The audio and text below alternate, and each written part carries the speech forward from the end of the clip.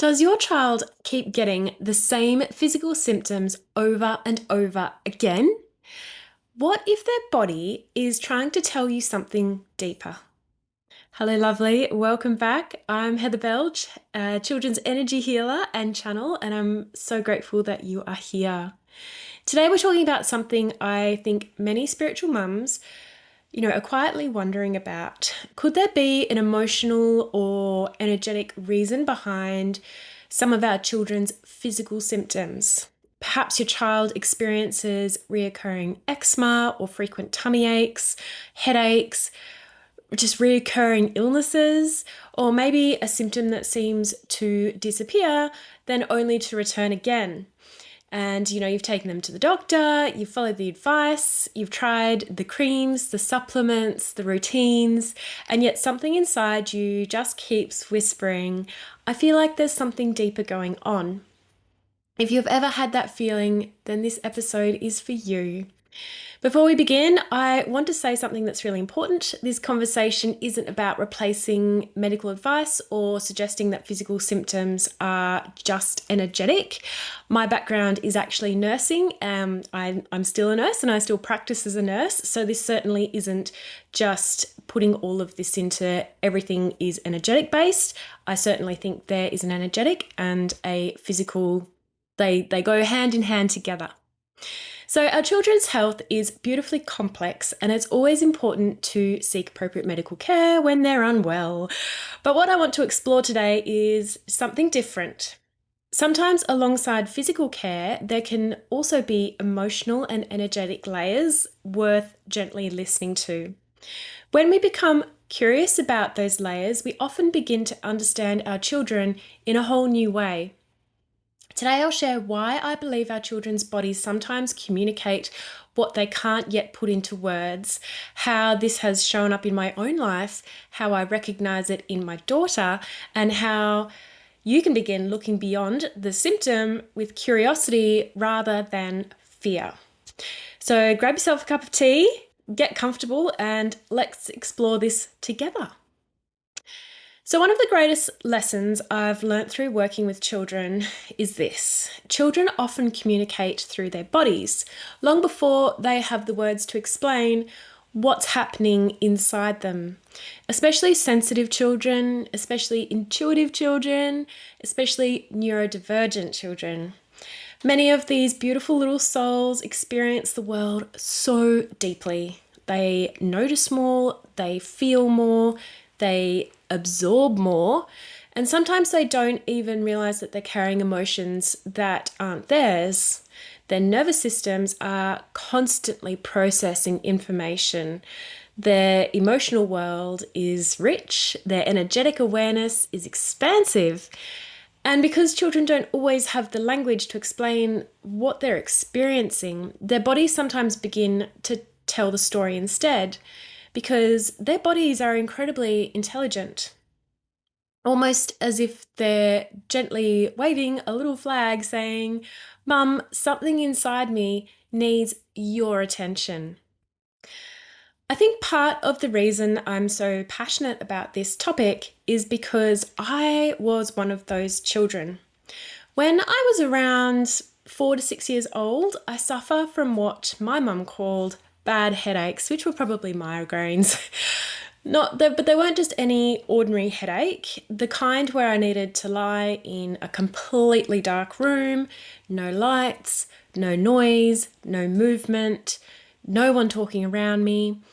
And the only thing that ever seemed to help was shutting the whole world out and sleeping. My mum became so concerned with the frequency, intensity of these headaches that she took me for brain scans and everything came back normal. There was no neurological explanation for why I was having these headaches so frequently. Looking back now, though, the lens that I understand today is that, I can see a little girl who was just incredibly sensitive, a little girl whose energetic system was taking in far more than she knew how to process. And I didn't have the words to explain it. I simply knew, the world hurt. Eventually, I grew out of the headaches as my nervous system matured and I slowly learnt how to navigate the world differently. When we focus only on the symptom, it's like a little, turning off the smoke alarm without asking why it went off. The alarm isn't the problem, it's pointing us towards something. Now that something could absolutely be physical, but it could also be emotional or environmental. And sometimes it is energetic.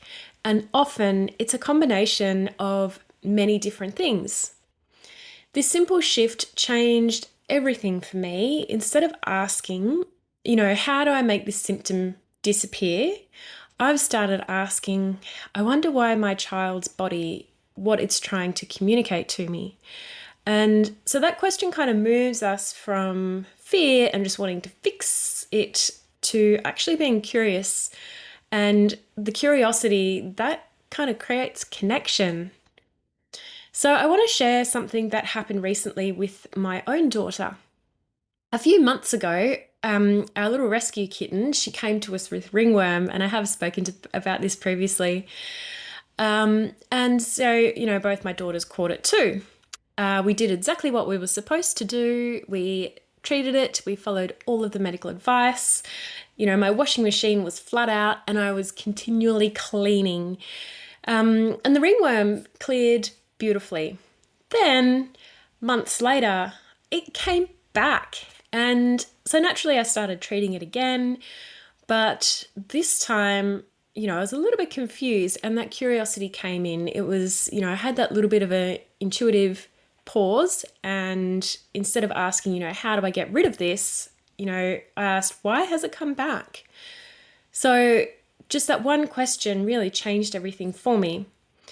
So during her children's rainbow recalibration session, I connected with her energetic field, and what came through surprised me. Her energy felt incredibly heavy. It was as though she had been carrying emotions and energy that weren't actually hers. Her beautiful little system was really weighed down. As we gently cleared that energetic heaviness, I understood that there was another layer that needed attention. Now, I want to be really clear. We absolutely continued treating the ringworm physically. The energetic work didn't replace the medical treatment, but it complemented it. It gave me another piece of the puzzle. So it helped me understand what her little system had actually been carrying. So sometimes, the healing isn't either physical or energetic. Sometimes it's both. And that experience with my daughter reminded me of something now I see so often with children I work with. Sensitive children can carry far more than we realize. Sometimes they absorb the tension within the family. Sometimes they pick up on emotions at school. Sometimes they feel the energy of a busy shopping centre before anyone else has noticed it. Sometimes they're processing grief or fear or change or overwhelm. And, without really understanding what they're feeling, their nervous systems work incredibly hard. Their energetic systems are working incredibly hard. And I know this because I have lived it too. When I was around 9 years old, I used to wake up every single morning before school with terrible tummy aches. Every single morning. And I would tell my mum that, I had a sore stomach, I have a tummy ache, and like many parents lovingly did in the 90s, she would simply say, well, you're not having the day off school. And so off I would go. Back then, we didn't understand anxiety in the way we do today. We weren't talking about nervous system regulation, we weren't talking about highly sensitive children, and we certainly weren't talking about energetic overwhelm. And no one asked, I wonder what these tummy aches are trying to tell us. And looking back now, I don't believe my tummy was the problem. I think my little energetic system simply couldn't face another day of carrying everything I was feeling. The emotions in the classroom, the energy of other children, the constant stimulation, the overwhelm, the masking. My body was trying to communicate something that I couldn't yet explain, and I certainly didn't know the words. I just had the physical feeling. And, again, I'm not saying that every tummy ache has an energetic cause.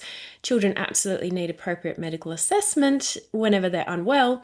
But I do wonder how many sensitive children are trying to communicate something much deeper than we realize.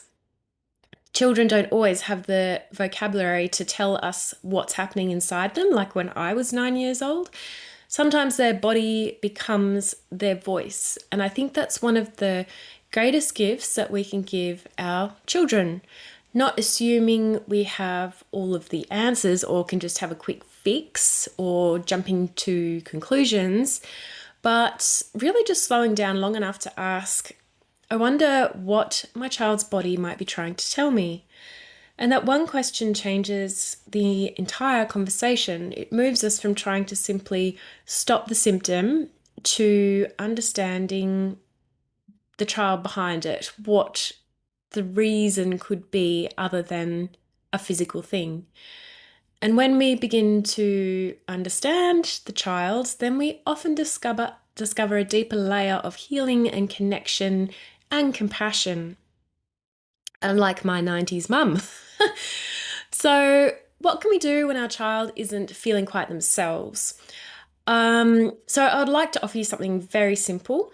The next time your child has a reoccurring symptom, just pause and before rushing to fix it or Google searching it, or thinking that, you're missing something, just taking that pause, a slow breath, place your hand over your heart, ground yourself, and then gently picture your child, just noticing their energy, not analyzing it, not trying to force an answer, just noticing. Does it feel calm or busy or heavy or scattered? Does it feel light? And then you can ask the question, what might my child need from me today? Or is there an emotional or energetic layer I need to understand alongside the practical care I'm already giving today? Sometimes nothing comes, and that's perfectly okay. Sometimes you'll just feel peace, or you can feel overwhelm. But sometimes an idea pops into your mind later in the day. Sometimes your child suddenly starts talking about something that happened at school. Sometimes you'll notice a pattern that you have never seen before. The more gentle you practice the listening, the stronger your intuition becomes. I truly believe mothers are incredibly intuitive. We've simply spent years being taught to trust everyone else's answers before trusting our own. One of my favourite ways to deepen this connection is to ask my child's higher self for guidance. So you might ask, is there an emotional or energetic layer connected to what my child is experiencing? Please show me a clear sign within the next 24 hours. And then you can choose a sign, something very simple like a butterfly or a rainbow or an elephant. It might pop up on a t-shirt or on your social media, anywhere. But just let that go and don't go searching for it. Just staying open to it. And yeah, you might get that answer within that 24 hours and you know that that is that confirmation. So if there's one thing I'd love you to take away from today's conversation, it's this. Your child's body isn't working against them, it's communicating.